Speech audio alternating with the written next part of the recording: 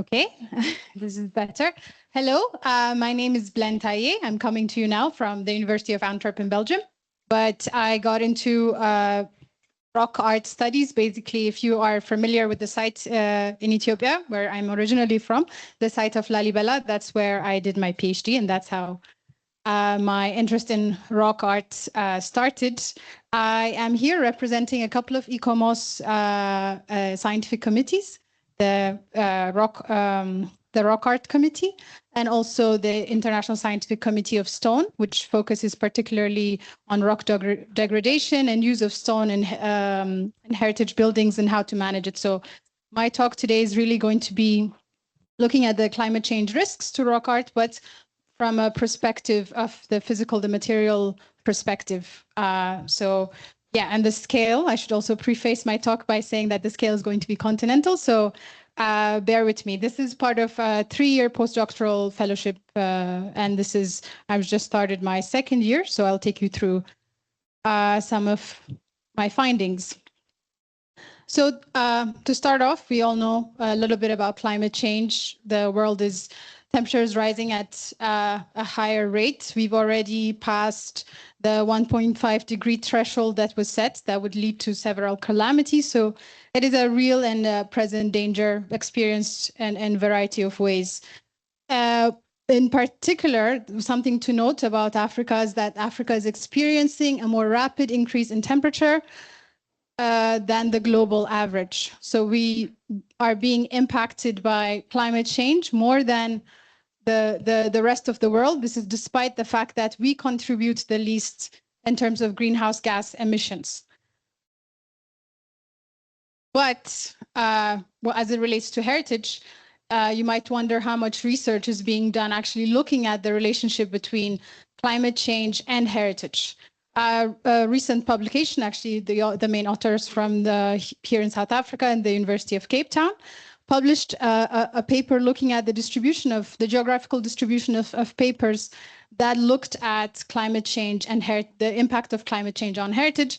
And you will see that the column that represents Africa, which is over here, is basically the lowest. And we are one of the biggest continents. So you can imagine that this shows that there's a huge gap in research. But I'm not only considering this as a gap in research, but also a gap in knowledge. That means we actually don't know what future climate risks are to some of our heritage. Rock art is specifically mentioned in the IPCC, which is the International Panel on Climate Change. They're responsible for being stressed about all the future changes that are going to come and understanding it. And the most recent IPCC, they're working on another one that will be published soon, but their most recent report actually stated, so this is a direct quote from their report that said, unfortunately, there has been a poor study of direct climate change impacts on rock art across Africa. So they highlight this as a major area where there's very little knowledge. Many of you have touched on this point, different threats to rock art in Africa.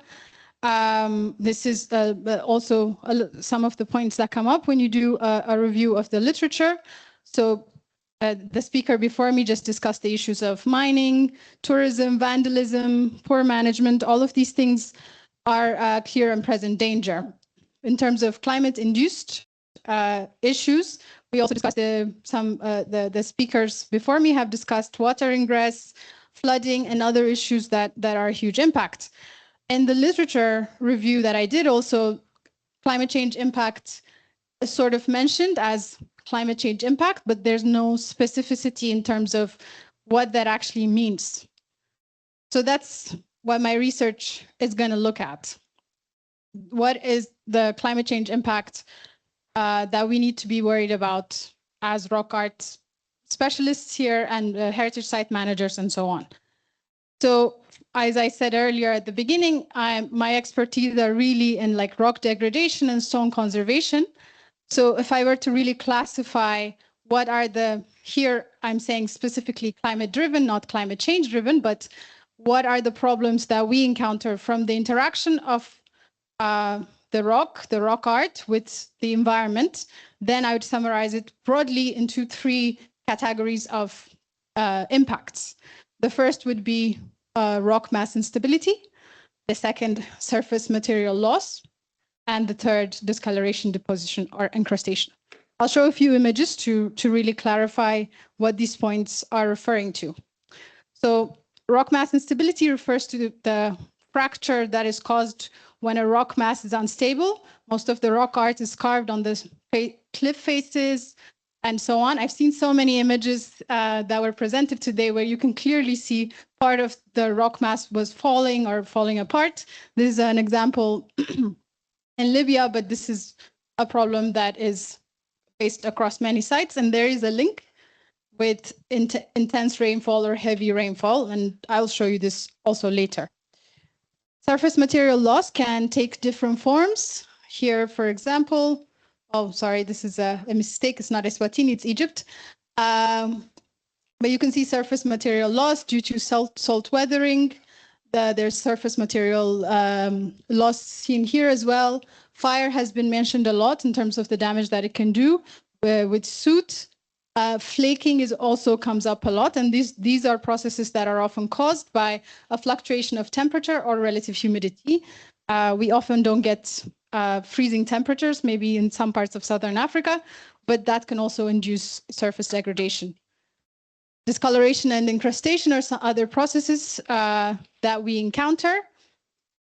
Colonization by lichen, other biological types, and discoloration perhaps by water infiltration, and deposition by biological organisms, also some of the types that we see that are also linked with the climate or with the environment, because there has to be specific temperature and humidity or moisture conditions for the types of organisms that grow on the surface of these rocks.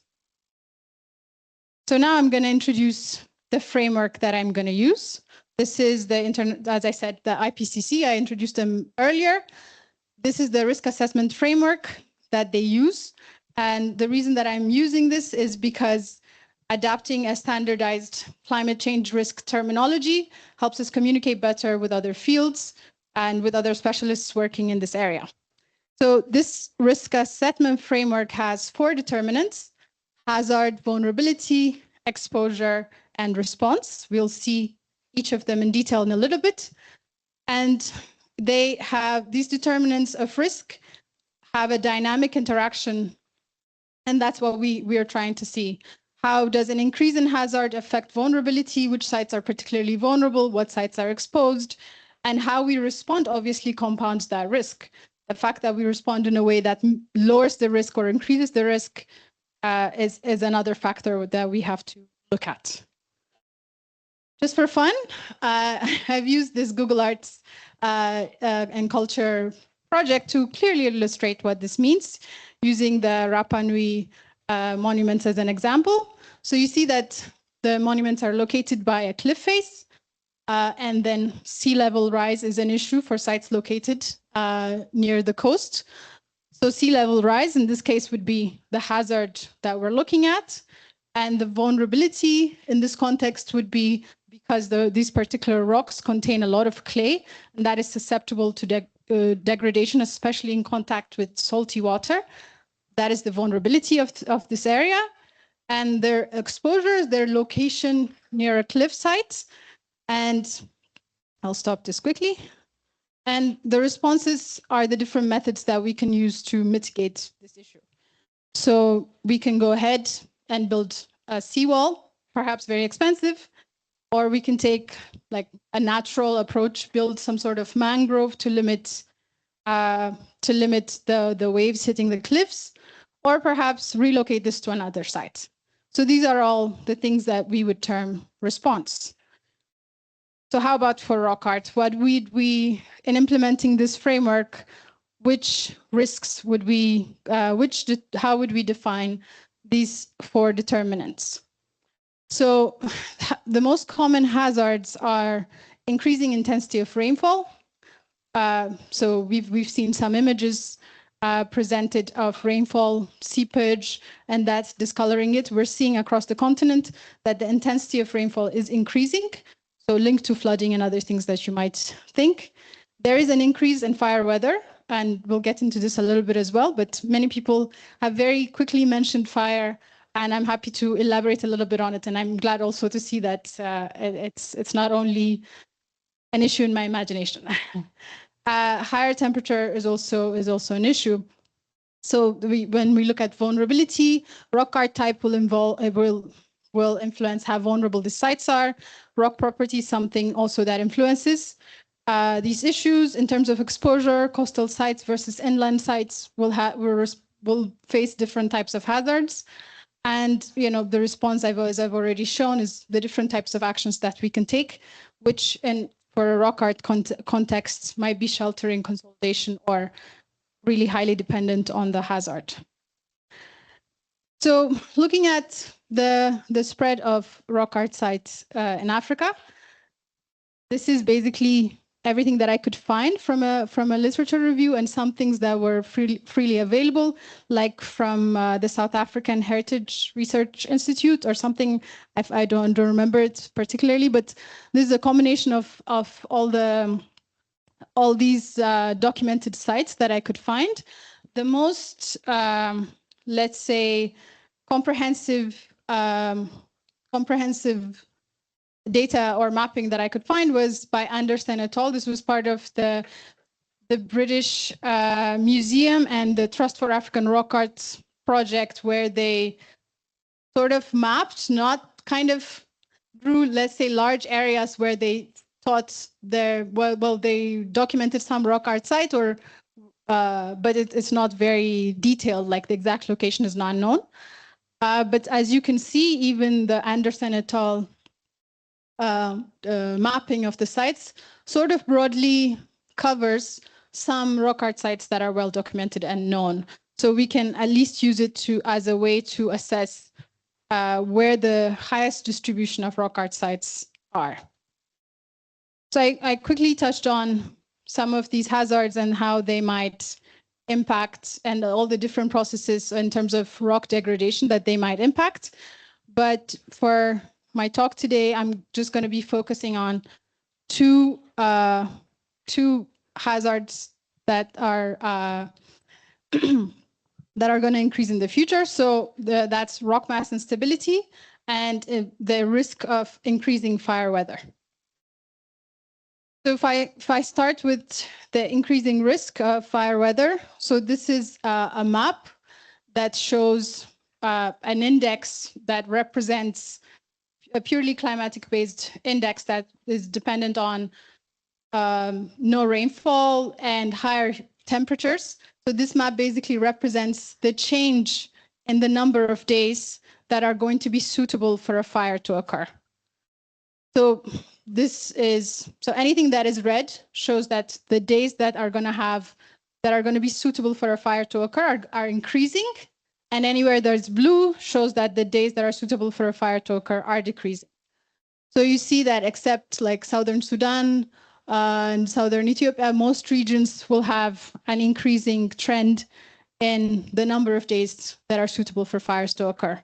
The areas where there are dots are showing that these projections are actually significant or reliable, so that we can trust that in Northern Africa and in Southern Africa, that the fire weather conditions are actually increasing significantly. And if we look back, we also see that this trend reflected in the data, and the satellite data that measures the fires that have occurred. So again, areas that are in blue show a decreasing trend, and areas that are in red show an increasing trend. I'll quickly show this image. So this is an image, not an image, but a satellite image taken that shows the red spots are showing places where there was a fire within that year. So if we go from 2024 backwards, you see that over the Sahel and some parts of Southern Africa, there has actually been a lot of fires. And if you pay attention to Botswana, for instance, you see that in the late, like 2017, 2018, there wasn't a lot. But in the recent years, in like 2023 and 2022, there have actually been more fires, or at least that's what the satellite data is showing, and our colleagues from Botswana might be able to confirm. So this is actually a risk. Thank you. This is actually a risk that is on the rise and something that we have to be concerned about. In terms of vulnerability, the sites, obviously we're not going to be concerned despite the temperature rising significantly in the Sahara and there being quite a lot of rock art in the Sahara. It's not an area of concern because the vegetation there, well, there is no vegetation there. There's no vegetation there to burn. Therefore, these sites are not at risk of burning. So our areas of concern are going to be those that are located in landscapes suitable for fire. And these are shrublands, savannas, and grasslands, and those are the sites that are depicted in yellow. So mainly Southern Africa and the Sahel region. So in terms of how we respond to this risk of fire, the first couple of suggestions are by experts or by Australians rather, who in Australia have had very recurring and constant issues with fire. So one is prescribed burn for fuel reduction and construction of fire breaks. Another, a similar suggestion is constructing fire breaks, such as wide sandy paths. Their experience also indicates one response that would actually increase the risk. And this is use of wooden boardwalks in front of panels increases risks of fire damage to rock art. So this is an image taken from an Australian rock art site where a wooden boardwalk was completely burned in front of a rock art panel. And this, for instance, would be something that increases the risk. So I'm running out of time, so I'll just summarize by saying that the risk for rockfall is also another issue that we have to consider. So if you just pay attention to this map, you'll see where the blue dots are where there have been documented rockfalls, and the hatched areas are those where there are rock art. So you can quickly observe that there's kind of an alignment between where there has been rockfall and where there's rock art. The vulnerability can also be presented in a different way by showing a rockfall susceptibility, and you see that's parts of Southern Africa and in Morocco, where there are lots of rock art sites, are also vulnerable to this.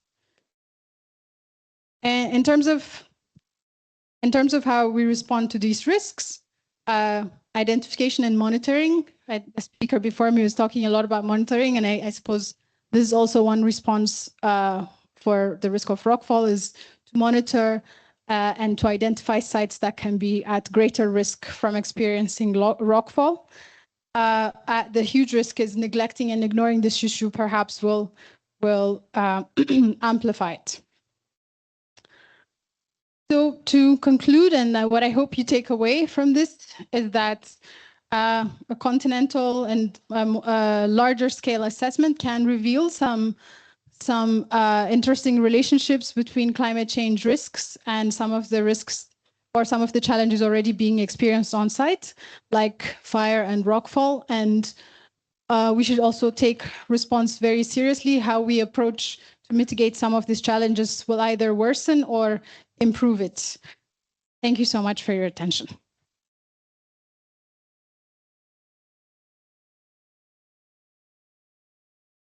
Thank you very much for that presentation. The floor is now open for any questions that you may have. We have one here.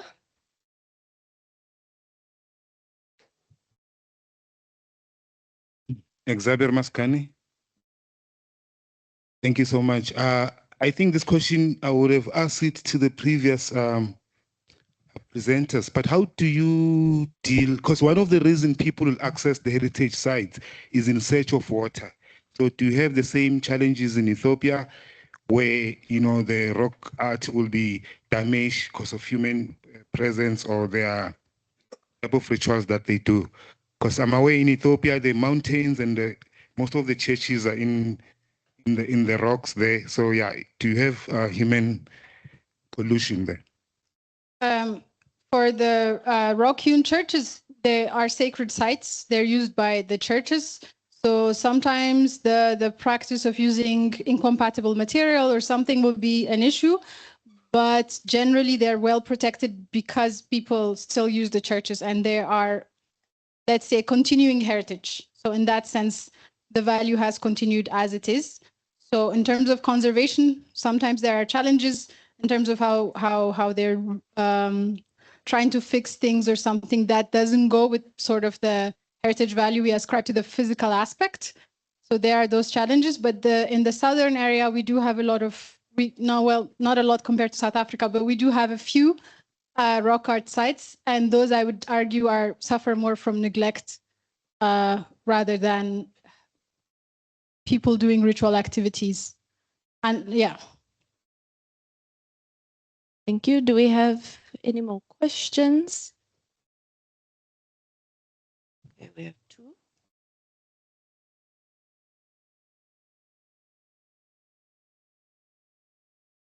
Hi, Blen. Hi. That was a great presentation, and it is a hugely under-researched portion of what we do, and very well done, because I think it's very, very necessary. I'm quite interested if any research has been done on the impact of heat. I live in the high mountains of the Maluti-Drakensberg, and we are experiencing incredibly high temperatures that are just in the past unknown. So has anyone looked at that and the impact on the paintings? Yes, I think one of the organizers of this conference, Stephanie, I will not pronounce her last name, but she has done some research looking at the microclimate in some, I can't remember which site in South Africa, looking at the fluctuation in temperature. But so the problem with looking at temperature fluctuation, it is known that high temperature fluctuations can cause stress within rock surfaces by a process called thermal weathering or thermal shock. And if the temperatures change too rapidly, or the delta, the change in temperature within like a daily cycle is so extreme, then we can see flaking or other degradation processes. So that's one way in which it can happen. The problem with that is, depending on whether the site is sheltered or not, the ambient temperature versus the temperature the rock panels are experiencing can have quite a significant difference. So unless you are monitoring that on site while ambient temperatures are changing significantly, to be certain about the exact impact that they're having on the rock panels, it will really be dependent on how they're exposed. Like if there's a boulder, for instance, and it's being hit directly by the sun, then you can say, okay, there's going to be thermal stress on these rocks. But if it's sheltered, it might not. So it's kind of context dependent, but thank you very much, Blen.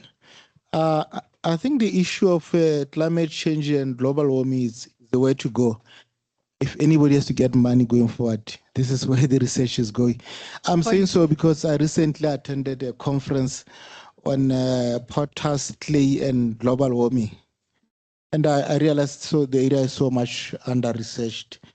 But going back to Tsodilo, I remember when we were there, we had sometimes this rock mass loss. Sometimes you get a big boulder falling. Yeah. And the local people had a way of explaining it. But lucky enough, I don't think we had it falling where the paintings were. We had some exfoliation in rock painting areas, but never really got one when I was there. But my point is, maybe we should also look at the local narratives of why these rocks are falling. People are saying the gods are unhappy, the sheep is going to be born in the village, somebody's going to get pregnant, it's going to be a bad year. Not that they are really helping, but there are other alternative explanations. And sometimes an animal will also fall from a cliff. That will go unreported, but these are things that are happening there. So yeah, it does happen in Irish Castle. My other quick comment has to do with veld fires. What, sorry? Veld fires, bush fires. Yes, okay. Bush or veld, okay. African language, bushfires. When I was at Zulu also, in other sites, we tend to build fences around these monuments. And as a result, we have a lot of bush encroachment. We have a lot of overforestation. And then when the fire comes, the severity of the impact is quite serious because of the intensity of burning. But when you allow animals to come to the spaces, exist with the rock paintings, and enjoy the vegetation, we tend to have natural fire breaks happening at some of these sites. Again, it's a question of local people, use of rock art, and all that. So these are some of the issues I wanted to touch on. But otherwise, thank you so much. It's useful comments. Yes, we indeed Mobuzona. Maybe I can comment on that. We have a lot of bushfires. We still don't know what causes them, but we know they're affecting a lot of grazing area. They're probably affecting a lot of bushfires. Like, for example, when we had Sodilo, we had once we had a very severe fire, and I was asked to rush to Sodilo to investigate the impact of the fire on the vegetation.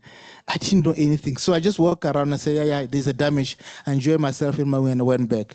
Because really, these are things that are there. We didn't know the condition of the site, so we couldn't compare before and after. So, I see. Yeah. Did you see any evidence of soot or any cracking or anything that would obviously reflect that it was impacted by the fire? Not immediately, but I don't think I was educated enough to look for the right things. Something to note that I didn't make in the presentation as well was that even if it's not immediately evident, the impact, often when there's rainfall or when there's like a few months later with repeated rainfall, the impacts will reveal themselves. At least that's what Australians have experienced, is that sites that appear like they're in good condition might later show signs of crack or damage within a few months.